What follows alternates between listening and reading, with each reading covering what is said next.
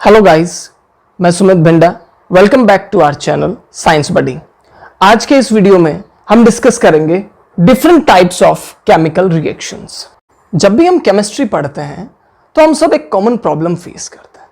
वो common problem क्या है कि केमिस्ट्री में इतनी सारी केमिकल रिएक्शंस हैं कि हम सब प्रॉब्लम में आ जाते हैं कि ये सब केमिकल रिएक्शंस को हम लर्न कैसे करें, या फिर जो इतनी सारी केमिकल रिएक्शंस हैं उन सब केमिकल रिएक्शंस में हमें यह कैसे मालूम हो कि किस केमिकल रिएक्शन में सब्सटेंसेस एक दूसरे के साथ कैसे केमिकली कंबाइन हो रहे हैं, या कौन सा सब्सटेंस किस तरह से दूसरे सब्सटेंस के साथ केमिकली रिएक्ट कर रहा है। तो ये प्रॉब्लम को सॉल्व करने के लिए हमने जितनी भी केमिकल रिएक्शंस हैं केमिस्ट्री में उनको 5 बेसिक टाइप्स में कैटेगराइज किया। और ये 5 बेसिक टाइप्स क्या हैं? इन 5 बेसिक टाइप्स में जो सब्सटेंसेस हैं वो एक दूसरे के साथ केमिकली रिएक्ट कैसे करते हैं वो हम इस वीडियो में आज डिस्कस करेंगे। सो ये 5 बेसिक टाइप्स कौन कौन से हैं? फर्स्ट टाइप है किसी भी केमिकल रिएक्शन का, वो है combination reaction. And the second type is decomposition reaction. Third one is displacement. Fourth one is double displacement and last one is oxidation and reduction। जो last type of chemical reaction है इसे हम redox reactions भी कहते हैं। अभी हम one by one इन सारे types के बारे में discuss करेंगे। Now we will discuss about combination reaction and decomposition reaction। इन दोनों chemical reactions को हम एक साथ इसलिए discuss कर रहे हैं because ये दोनों केमिकल रिएक्शन के टाइप जो हैं एक दूसरे से ऑपोजिट हैं। तो इन दोनों को अगर हम एक साथ डिस्कस करेंगे तो दोनों को एक्सप्लेन करना और लर्न करना हमारे लिए काफी इजी होगा। जैसे कि इन दोनों के नाम हैं, first combination and second is decomposition.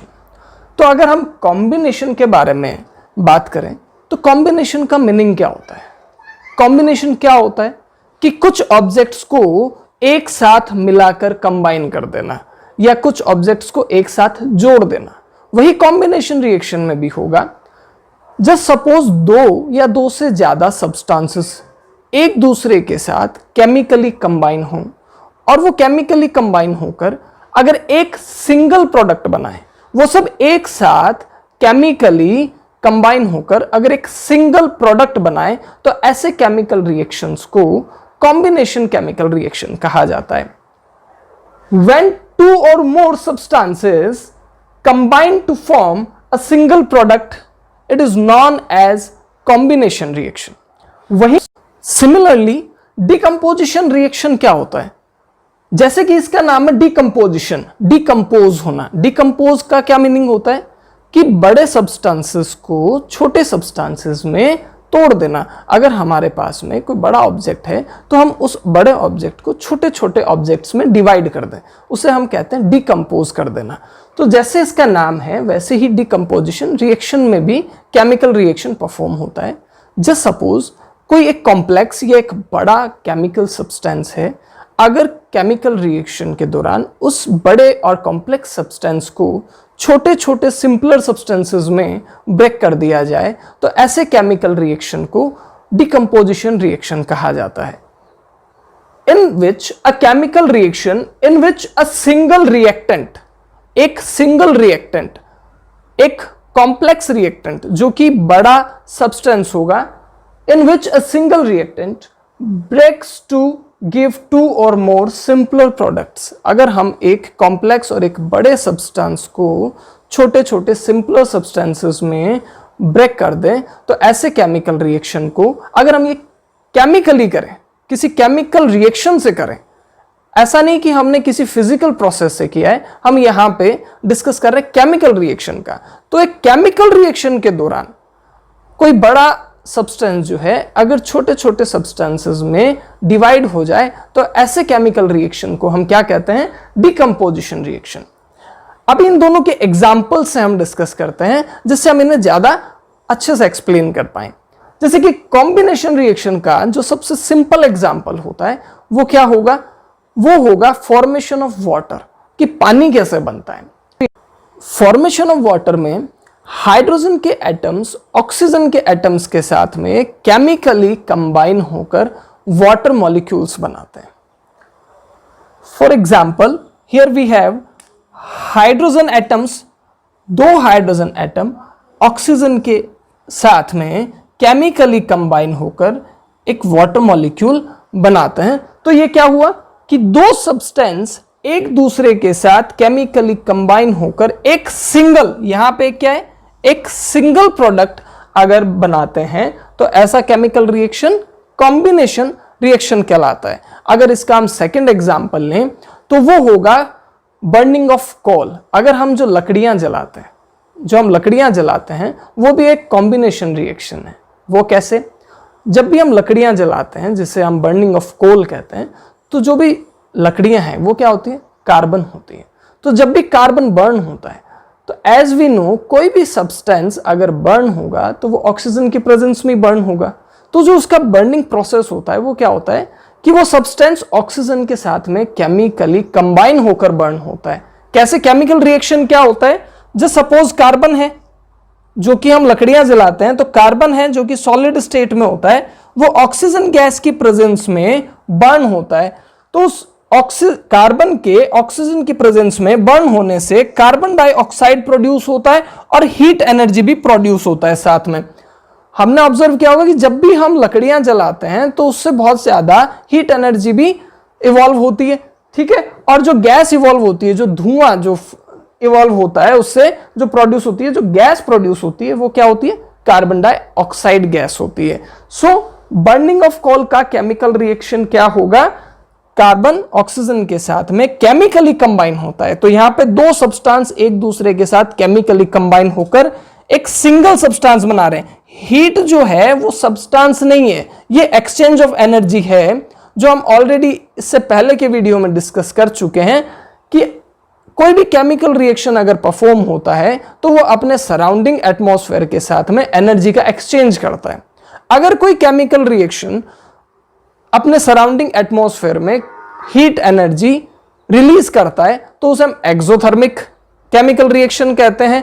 और अगर कोई केमिकल रिएक्शन ऐसा है जिसे परफॉर्म होने के लिए अपने सराउंडिंग से एनर्जी एब्सॉर्ब करना पड़ता है, या ऐसा कहें कि कोई केमिकल रिएक्शन है उसे हमें परफॉर्म कराना है तो हमें उसे एक्सटर्नली हीट एनर्जी प्रोवाइड करानी पड़ती है, ठीक है। तो ऐसी केमिकल रिएक्शन को हम एंडोथर्मिक कहते हैं।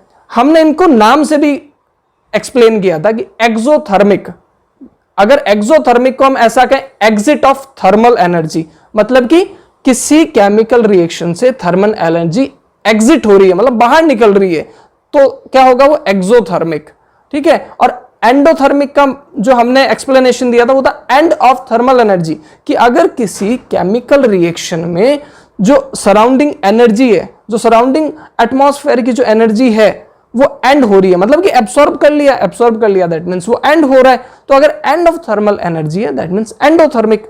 सो बर्निंग ऑफ कोल जो है वो कार्बन डाइऑक्साइड गैस प्रोड्यूस करने के साथ साथ एक हाईली एक्सोथर्मिक केमिकल एनर्जी भी होती है।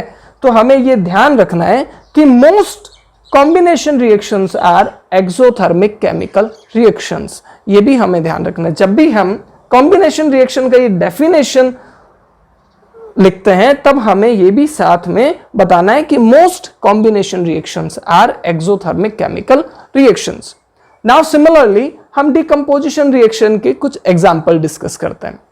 फर्स्ट ऑफ ऑल हम एक एग्जाम्पल डिस्कस करते हैं, वो है कैल्शियम कार्बोनेट का, जिसे हम लाइम स्टोन कहते हैं, या हिंदी में जिसे चूना पत्थर कहते हैं, या जो चौक होता है, चौक जो होता है वो कैल्शियम कार्बोनेट ही होता है। तो जो कैल्शियम कार्बोनेट है हम उसे डिकम्पोज कैसे करते हैं, उसका डिकम्पोजिशन रिएक्शन क्या होता है? अगर कैल्शियम कार्बोनेट को गर्म किया जाए, कैल्शियम कार्बोनेट को गर्म किया जाए तो कैल्शियम कार्बोनेट, कैल्शियम ऑक्साइड जिसे क्विक लाइम कहा जाता है, कैल्शियम ऑक्साइड और कार्बन डाइऑक्साइड में डिकम्पोज हो जाता है, या ऐसा कहें कि कैल्शियम ऑक्साइड और कार्बन डाइऑक्साइड में टूट जाता है। तो यहां पे हम देख रहे हैं कि एक बड़ा सब्सटेंस है, एक कॉम्प्लेक्स सब्सटेंस है, जिसे अगर हमने गर्म किया, हीट एनर्जी अगर हमने उसे प्रोवाइड की, तो वो सिंपलर सब्सटेंसेस में टूटने लग जाता है। तो जो ऐसा केमिकल रिएक्शन होता है जिसमें कॉम्प्लेक्स सब्सटेंस सिंपलर सब्सटेंसेस में टूट जाए तो उन्हें हम कहते हैं डिकम्पोजिशन रिएक्शन। अगर इसका एक और एग्जांपल डिस्कस करें तो वो होता है कि अगर सिल्वर क्लोराइड को अगर हम ओपन एटमॉस्फेयर में खुला छोड़ दें तो उसका जो कलर है वो ग्रे हो जाता है। ये सवाल काफी बार पूछा जाता है, एग्जाम में भी पूछा जाता है। क्या पूछा जाता है? Why white silver chloride turns grey in sunlight, ये क्वेश्चन पूछा जाता है। तो इसका रीजन क्या होता है कि सिल्वर क्लोराइड को जैसे ही हम सनलाइट में एक्सपोज करते हैं तो सिल्वर क्लोराइड सनलाइट को एब्सॉर्ब करके ब्रेकडाउन हो जाता है। किसमें ब्रेकडाउन हो जाता है? सिंपलर सब्सटेंसेस में, सिल्वर में और क्लोरीन में। यहां पे क्या हुआ कि ये सिल्वर क्लोराइड है 2AgCl, जिसे सनलाइट में एक्सपोज करने पे सनलाइट को एब्सॉर्ब कर कर ये AgCl जो है ये सिल्वर और क्लोरीन दो सिंपलर सब्सटेंसेस में ब्रेक हो जाता है, टूट जाता है। सो ये क्या हुआ? डिकम्पोजिशन रिएक्शन हुआ। यहां पे हमें एक और ध्यान रखना है कि जितने भी डिकम्पोजिशन रिएक्शन होते हैं वो एंडोथर्मिक होते हैं। इसलिए हम इन दोनों को एक दूसरे के साथ डिस्कस कर रहे हैं, बिकॉज कॉम्बिनेशन में दो सब्सटेंसेस या दो से ज्यादा सब्सटेंस कंबाइन होकर सिंगल प्रोडक्ट बनाते हैं और वो एक्सोथर्मिक होते हैं। डिकम्पोजिशन में एक सिंगल प्रोडक्ट दो या दो से ज्यादा छोटे छोटे सब्सटेंसेस में ब्रेक हो जाता है, टूट जाता है, और ये क्या होता है? Most are endothermic. Most are, ऐसा नहीं कि सब एंडोथर्मिक होते हैं, बट मोस्ट आर एंडोथर्मिक। यहां पे सिल्वर क्लोराइड के साथ साथ एक और केमिकल रिएक्शन का, जो कि डिकम्पोजिशन रिएक्शन ही है, उससे रिलेटेड क्वेश्चन पूछा जाता है। वो है सिल्वर ब्रोमाइड का, कि सिल्वर ब्रोमाइड का जो सनलाइट की प्रेजेंस में डिकम्पोजिशन रिएक्शन क्या होता है। ठीक है, या इसे ऐसा भी पूछा जाता है कि ब्लैक एंड व्हाइट फोटोग्राफी में कौन सा केमिकल रिएक्शन परफॉर्म होता है, तो वो होता है सिल्वर ब्रोमाइड का डिकम्पोजिशन रिएक्शन। वो भी सिल्वर क्लोराइड की तरह सनलाइट में ही डिकम्पोज होता है, और डिकम्पोज कैसे हो जाता है? सिल्वर और ब्रोमीन में। Now we will discuss about displacement reaction and double displacement reaction. इन दोनों केमिकल रिएक्शंस के टाइप को भी हम इनके नाम से ही एक्सप्लेन कर सकते हैं। कैसे? जैसे डिस्प्लेसमेंट रिएक्शन, तो डिस्प्लेसमेंट का मीनिंग क्या होता है? डिस्प्लेसमेंट को हम हिंदी में कहते हैं विस्थापित करना। फॉर एग्जाम्पल, जस्ट सपोज कोई एक ऑब्जेक्ट है, ऑब्जेक्ट के तौर पे जस्ट सपोज ये पेन है। ये पेन को हम इस एक जगह से उठाकर अगर हम इसे किसी दूसरे जगह पे रख दें तो हम इसे कहते हैं कि हमने ये पेन को डिस्प्लेस कर दिया है। मतलब अगर हम किसी ऑब्जेक्ट को एक जगह से उठाकर उसका पोजीशन चेंज कर दें, उसे उसकी पोजीशन से हटा दें, तो हम कहते हैं कि हमने उसे डिस्प्लेस कर दिया है। वही सेम डिस्प्लेसमेंट रिएक्शन में भी होता है। कैसे? अगर किसी केमिकल रिएक्शन में किसी एक सब्सटेंस को उससे ज्यादा केमिकली रिएक्टिव सब्सटेंस उसके पोजीशन से डिस्प्लेस कर देता है, तो ऐसे केमिकल रिएक्शन को हम डिस्प्लेसमेंट रिएक्शन कहते हैं। बट अभी यहां पे जो समझने वाली बात है वो ये है, जो हमने अभी सेंटेंस यूज किया, क्या कि ज्यादा केमिकली रिएक्टिव सब्सटेंस दूसरे सब्सटेंस को डिस्प्लेस कर देता है। इसका मीनिंग क्या होता है? ज्यादा केमिकली, मोर रिएक्टिव, ज्यादा केमिकली रिएक्टिव, या इसे ऐसा कहें कि मोर रिएक्टिव सब्सटेंस जो है अपने से लेस रिएक्टिव सब्सटेंस को डिस्प्लेस कर देता है। इसका मतलब ये होता है कि हर एक सब्सटेंस की एक केमिकल प्रॉपर्टी होती है, और उस केमिकल प्रॉपर्टी को हम कहते हैं रिएक्टिविटी। रिएक्टिविटी क्या होती है कि हर एक सब्सटेंस में ये प्रॉपर्टी होती है कि वो कितने फास्ट दूसरे सब्सटेंसेस के साथ केमिकली रिएक्शन करता है या केमिकली रिएक्ट होता है। या ऐसा कहें कि जैसे हम ह्यूमंस हैं, हमें एक नेचर होता है, कुछ लोग ऐसे होते हैं जो कि दूसरे लोगों के साथ में बहुत जल्दी फ्रेंडली हो जाते हैं। ओके, कुछ ऐसे होते हैं जिन्हें औरों के साथ में, दूसरे लोगों के साथ में फ्रेंडली होने में थोड़ा टाइम लगता है, और कुछ बहुत ही ज़्यादा इंट्रोवर्ट होते हैं। वैसे ही सेम अगर हम इसे ही सब्सटेंसेस के साथ में रिलेट करें, तो कुछ सब्सटेंसेस तो ऐसे होते हैं जो कि दूसरे सब्सटेंसेस के साथ बहुत ही फास्ट केमिकली रिएक्ट कर लेते हैं। कुछ सब्सटेंसेस ऐसे होते हैं जो कि थोड़ा स्लो केमिकल रिएक्ट करते हैं, और कुछ सब्सटेंस ऐसे होते हैं जो कि बहुत ही स्लो केमिकली रिएक्ट करते हैं दूसरे सब्सटेंसेस के साथ में। तो ये जो इनका रिएक्टिविटी नेचर है, इसी पे बेस्ड है डिस्प्लेसमेंट रिएक्शन, कि जस्ट सपोज कोई ऐसा केमिकल रिएक्शन है, उसमें ऐसे सब्सटेंसेस हैं जिनमें से एक तो केमिकली मोर रिएक्टिव है और जो दूसरा है वो केमिकली लेस रिएक्टिव है। तो जो मोर रिएक्टिव सब्सटेंस है वो अपने से लेस रिएक्टिव सब्सटेंस को डिस्प्लेस कर देता है, और ऐसे ही केमिकल रिएक्शन को हम क्या कहते हैं? Displacement reaction. कैसे? A reaction in which a more reactive element displaces less reactive one. एक ज्यादा रिएक्टिव एलिमेंट अपने से कम रिएक्टिव एलिमेंट को डिस्प्लेस कर देता है। फॉर एग्जाम्पल, हम यहां पे एक एग्जाम्पल डिस्कस करते हैं। यह है आयरन और कॉपर सल्फेट का। ये बेसिकली जब हम नोटबुक में इसके बारे में पढ़ते हैं तो ये एक एक्सपेरिमेंट है। इस एक्सपेरिमेंट में हम एक बीकर में कॉपर सल्फेट का सॉल्यूशन लेते हैं जो कि ब्लू कलर का होता है, और हम एक नया आयरन नेल लेते हैं जो कि एकदम शाइनी सरफेस वाला होता है।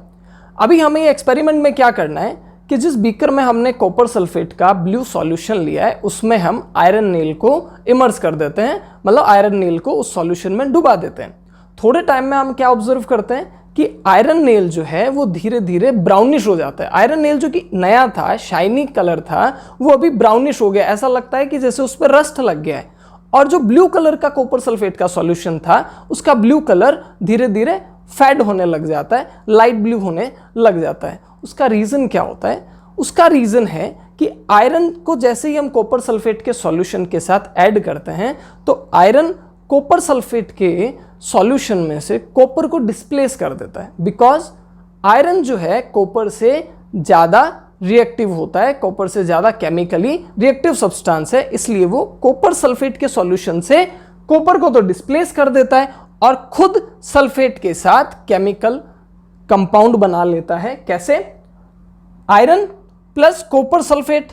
तो यहां से आयरन जो है कॉपर को यहां से डिस्प्लेस करेगा और जो सल्फेट है SO4 है उसके साथ केमिकली रिएक्ट करके क्या बनाएगा?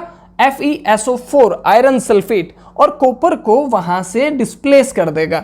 तो इस तरह से इस केमिकल रिएक्शन को क्या कहा जाता है? Displacement reaction. ठीक है।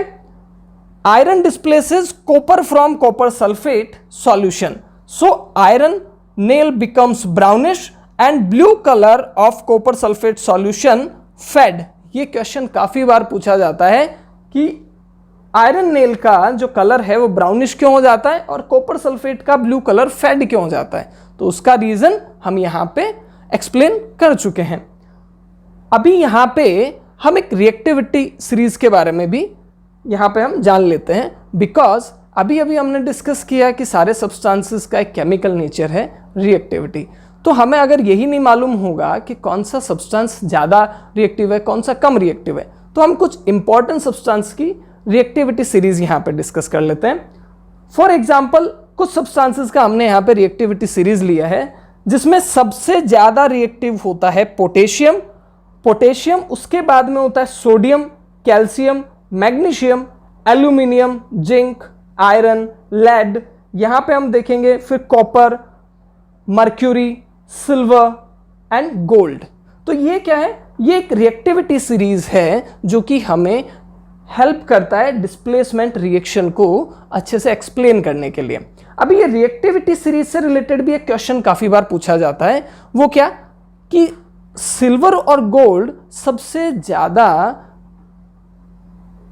ज्यादा या ऐसा कहें कि मोस्ट वैल्यूएबल मेटल्स क्यों होते हैं? उसका क्या रीजन है कि हम सारे ऑर्नामेंट, या तो ऐसा पूछा जाता है कि most valuable metal silver and gold क्यों होते हैं, या फिर ऐसा पूछा जाएगा कि मोस्ट ऑफ ऑर्नामेंट सिल्वर और गोल्ड से ही क्यों बनाए जाते हैं? तो उसका रीजन है कि सिल्वर और गोल्ड दोनों ही रिएक्टिविटी सीरीज में सबसे लास्ट आते हैं। इसका मतलब है कि ये सबसे कम रिएक्टिव होते हैं। कहने का मतलब है कि सिल्वर और गोल्ड दोनों ही अपने सराउंडिंग एटमॉस्फेयर में जो गैसेस है या और जो डस्ट पार्टिकल्स है और सब्सटेंसेस हैं उनके साथ में बहुत कम केमिकली रिएक्ट करते हैं। तो अगर ये केमिकली रिएक्ट नहीं करेंगे तो ये दूसरे कंपाउंड्स नहीं बनाएंगे, तो इनका जो शाइन है, जो इनका एक्चुअल जो इनका कॉम्पोजिशन है वो बना रहेगा। ठीक है। सो यहाँ हम ये भी एक्सप्लेन कर चुके हैं कि ज़्यादा से ज़्यादा ऑर्नामेंट्स सिल्वर और गोल्ड के क्यों बनाए जाते हैं, या ये ज़्यादा वैल्यूएबल गोल्ड्स क्यों होते हैं, ये भी हमें ध्यान रखना है। अभी हमारे पास में है डबल डिस्प्लेसमेंट रिएक्शन। यहां तो हम डिस्कस कर रहे थे डिस्प्लेसमेंट, यहां पे है डबल डिस्प्लेसमेंट, मतलब डिस्प्लेसमेंट 2 बार होगा, डबल होगा यहां पे। वो कैसे? यहां पे if there is an exchange of ions, हमें यह ध्यान रखना है, if there is an exchange of ions between reactants, अगर किसी केमिकल रिएक्शन में जो रिएक्टेंट्स हैं उन रिएक्टेंट्स के बीच में आयंस का एक्सचेंज होता है, तो ऐसी chemical reactions double displacement reactions कहलाती हैं। तो यहां पे हमें एक और बात का ध्यान रखना है कि एक्सचेंज ऑफ आयंस मतलब कि डबल डिस्प्लेसमेंट रिएक्शन उन सब्सटेंसेस के बीच ही परफॉर्म हो सकती है जो कि आयोनिक कंपाउंड्स होते हैं। ये हमें ध्यान रखना है, सिर्फ और सिर्फ आयोनिक कंपाउंड्स, बिकॉज अगर आयोनिक नहीं होंगे तो आयंस का एक्सचेंज कहां से होगा? जस्ट सपोज अगर कोई ऐसा सब्सटेंस लिया जो कि आयोनिक नहीं है, तो उसमें से आयंस का एक्सचेंज कहां से होगा? तो आयोनिक सब्सटेंसेस या आयोनिक कंपाउंड्स के बीच में ही डबल डिस्प्लेसमेंट रिएक्शन होता है। क्यों? क्योंकि क्या होता है इसका डेफिनेशन, अगर रिएक्टेंट्स के बीच में आयंस का एक्सचेंज हो तभी उसे डबल डिस्प्लेसमेंट रिएक्शन कहा जाता है। फॉर एग्जाम्पल यहां पे है सोडियम सल्फेट का एक्वेटिक सॉल्यूशन। आयंस जो होते हैं वो हमेशा वाटर सॉल्यूशन, एक्वेटिक का मतलब होता है कि उस सब्सटेंस का वाटर के साथ में एक सॉल्यूशन बनाया गया है, पानी के साथ उसको मिलाकर एक सॉल्यूशन बनाया गया है जिससे उसके जो आयंस हैं वो रिलीज हो सके। ठीक है, तो सोडियम सल्फेट का एक्वेटिक सॉल्यूशन और बेरियम क्लोराइड के एक्वेटिक सॉल्यूशन को जब एक दूसरे के साथ ऐड किया जाता है तब डबल डिस्प्लेसमेंट कैसा होता है वो हमें ध्यान रखना है। सोडियम और बेरियम का क्या होता है कि सोडियम तो क्लोरीन के साथ में चला जाता है और जो सल्फेट और बेरियम है ये दोनों एक दूसरे के साथ चले जाते हैं। तो यहां क्या बनेगा? सोडियम तो क्लोरीन के साथ मिलके NaCl और बेरियम जो है वो SO4 के साथ मिलके BaSO4। BaSO4 जो होता है वो एक व्हाइट प्रीसिपिटेट होता है। व्हाइट प्रीसिपिटेट, प्रीसिपिटेट का मतलब क्या होता है? हिंदी में इसे कहा जाता है अवक्षेप। हम इसे ऐसा भी कह सकते हैं कि किसी सॉल्यूशन में अगर नीचे जो कचरा जमा हो जाता है ना उसे हम प्रीसिपिटेट भी कहते हैं। जस्ट सपोज हमने चॉक पाउडर लिया है और हम उसे पानी में मिक्स करते हैं तो उसमें मिक्स नहीं होता है, वो उसके बॉटम में क्या होता है कचरे जैसे सेट हो जाता है, तो उसे हम कहते हैं प्रीसिपिटेट। ठीक है, तो यहां पे क्या हुआ? सोडियम तो क्लोरीन के साथ में और बेरियम SO4 के साथ में, तो हम देख रहे हैं कि डबल डिस्प्लेसमेंट हो रहा है यहां पे। तो ऐसे केमिकल रिएक्शंस क्या कहलाएंगे? Double displacement chemical reactions. Displacement and double displacement chemical reaction के बाद अभी हम डिस्कस करेंगे oxidation and reduction chemical reactions के बारे में। ऑक्सीडेशन एंड रिडक्शन को एक साथ रेडॉक्स केमिकल रिएक्शन कहा जाता है जो कि 5th type of chemical reactions हैं। ऑक्सीडेशन एंड रिडक्शन को हम यहां पर एक दूसरे के साथ कंपेयर करते हुए डिस्कस करेंगे बिकॉज ये दोनों केमिकल रिएक्शंस ही एक दूसरे से ऑपोजिट केमिकल रिएक्शंस होती हैं।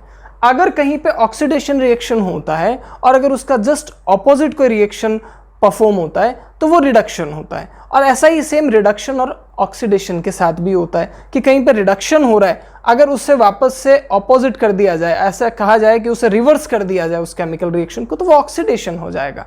इसलिए हम इन दोनों को एक दूसरे के साथ कंपेयर करते हुए डिस्कस करेंगे। और काफ़ी बार जो क्वेश्चन पूछे जाते हैं वो या तो ऐसे पूछा जाता है कि कंपेयर ऑक्सीडेशन एंड रिडक्शन, या फिर ऐसा पूछा जाता है डिफाइन बोथ। तो अगर हमें कंपेयर पूछा जाए तब तो हमें ये इंडेक्स बना के हमें इन दोनों को कंपेयर करना ही है, बट अगर डेफिनेशन भी पूछा जाए तो भी हम इन दोनों का ये प्रॉपर इंडेक्स बना के इन्हें डिफाइन कर सकते हैं, बिकॉज ये इंडेक्स में हम दोनों के जो की फीचर्स हैं दोनों को ही हम डिस्कस करने वाले हैं। ओके, सो दोनों का सबसे पहले मतलब क्या होता है, मीनिंग क्या होता है? ऑक्सीडेशन का मतलब होता है बीइंग ऑक्सीडाइज्ड एंड रिडक्शन का मतलब होता है बीइंग रेड्यूस्ड। तो बीइंग ऑक्सीडाइज्ड मतलब जस्ट सपोज कोई ऐसा केमिकल रिएक्शन है जिसमें किसी सब्सटेंस में ऑक्सीजन ऐड हो रहा है। अगर किसी भी सब्सटेंस में ऑक्सीजन ऐड हो रहा है, ऑक्सीजन जुड़ रहा है, तो ऐसे केमिकल रिएक्शन को हम क्या कहेंगे? Oxidation chemical reaction. और जो सब्सटेंस जिसमें ऑक्सीजन ऐड हो रहा है उस सब्सटेंस को हम क्या कहते हैं कि वो सब्सटेंस ऑक्सीडाइज्ड हो गया है। क्या कहते हैं कि वो सब्सटेंस क्या हो गया? ऑक्सीडाइज्ड हो गया है। That substance being oxidised.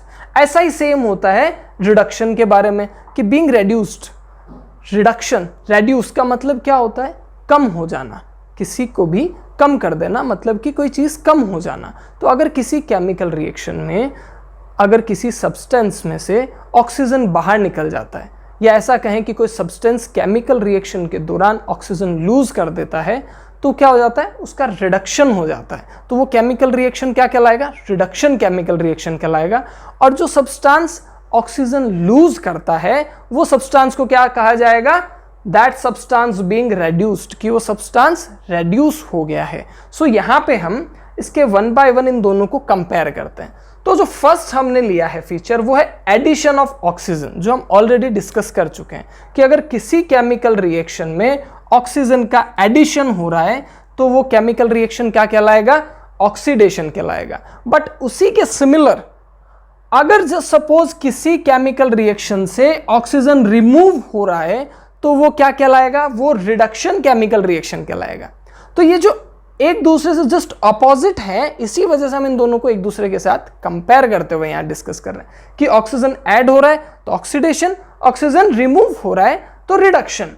Second जो इनका फीचर है वो है रिमूवल ऑफ हाइड्रोजन।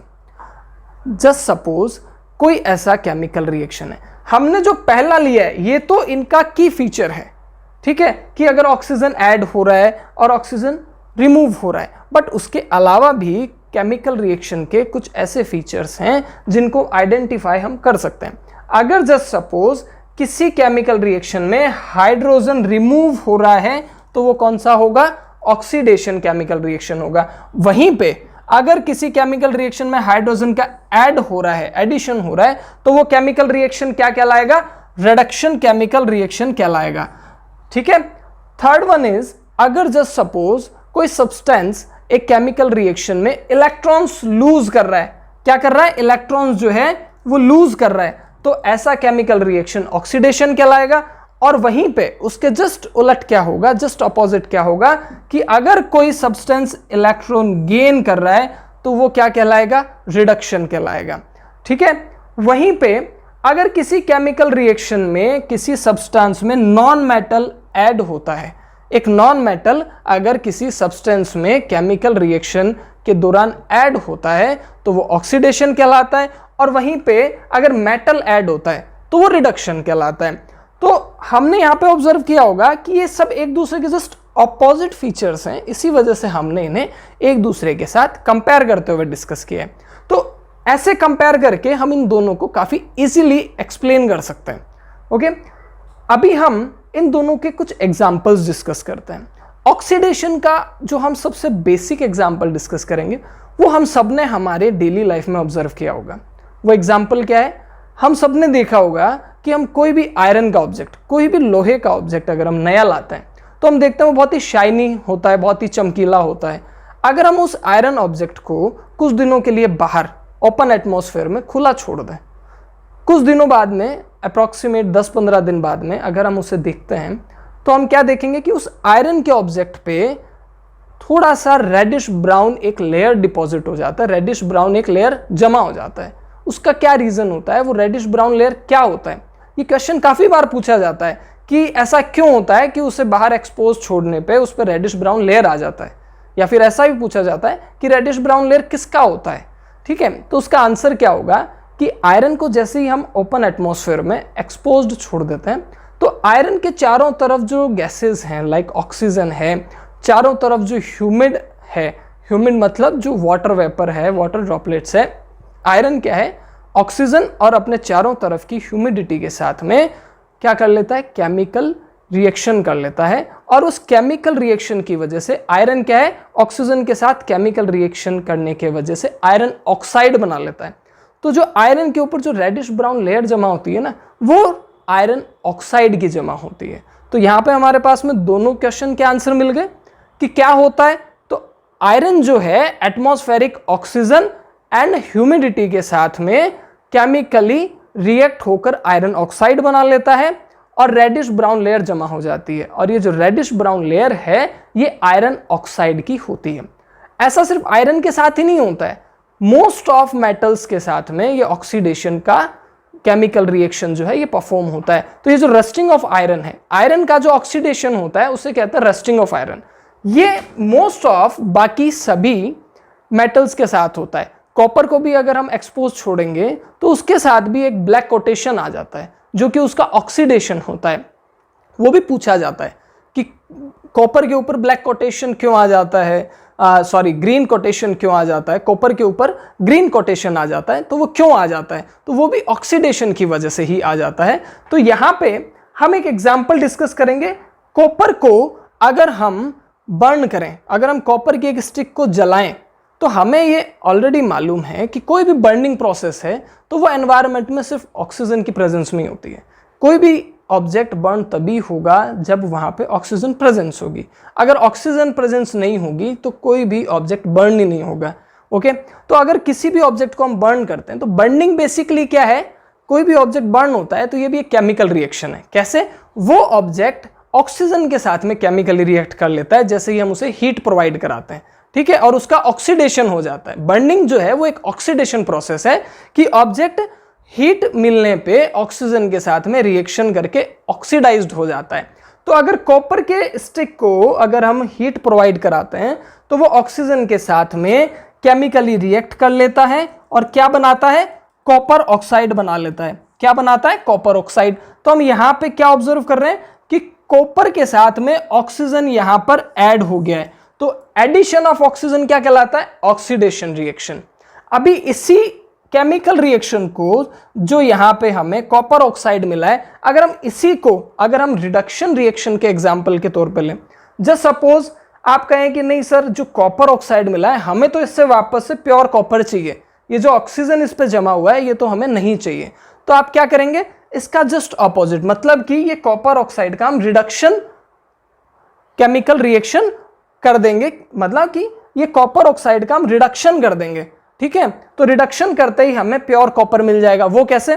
जो हमारे पास में यहाँ पे कॉपर ऑक्साइड था, अगर उस कॉपर ऑक्साइड में से हाइड्रोजन गैस पास थ्रू की जाए, हाइड्रोजन गैस अगर कॉपर ऑक्साइड में से पास थ्रू की जाए तो ये जो ऑक्सीजन है ये ऑक्सीजन यहाँ से लूज हो जाएगा और सिर्फ हमारे पास में प्योर कॉपर आ जाएगा। तो यहाँ पे क्या हुआ? Removal of oxygen. तो जैसे ही ऑक्सीजन रिमूव हुआ तो कौन सा होगा? Removal of oxygen, that means reduction chemical reaction यहाँ पे परफॉर्म होगा। अगर हम ये केमिकल रिएक्शन को थोड़ा ध्यान से ऑब्जर्व करेंगे तो हम ऑब्जर्व करते हैं कि यहाँ पे रिडक्शन के साथ साथ ऑक्सीडेशन भी हो रहा है। कैसे? ऑब्जर्व कर सकते हैं कैसे? यहां पे ऑक्सीजन लूज हुआ, दैट मीन्स रिडक्शन हुआ किसका? कॉपर का। लेकिन ये हाइड्रोजन जो है ये ऑक्सीजन के साथ कंबाइन होकर यहां पे वाटर बना लेता है। तो यहां पे हाइड्रोजन ने क्या किया? ऑक्सीजन गेन किया। तो हाइड्रोजन का क्या हो गया? हाइड्रोजन ऑक्सीडाइज्ड हो गया। तो यहां पे एक ही केमिकल रिएक्शन में रिडक्शन भी हो रहा है और ऑक्सीडेशन भी हो रहा है। तो ऐसा कोई भी केमिकल रिएक्शन जिसमें रिडक्शन एंड ऑक्सीडेशन दोनों एक साथ परफॉर्म होते हैं, तो ऐसे केमिकल रिएक्शन को क्या कहते हैं हम? रेडॉक्स केमिकल रिएक्शन, जो कि fifth type of chemical reaction है कि एक ही केमिकल रिएक्शन में ऑक्सीडेशन भी हो रहा है और रिडक्शन भी हो रहा है। तो ऐसों को हम क्या कहेंगे? Redox chemical reaction. तो ये थे 5 टाइप्स ऑफ केमिकल रिएक्शंस।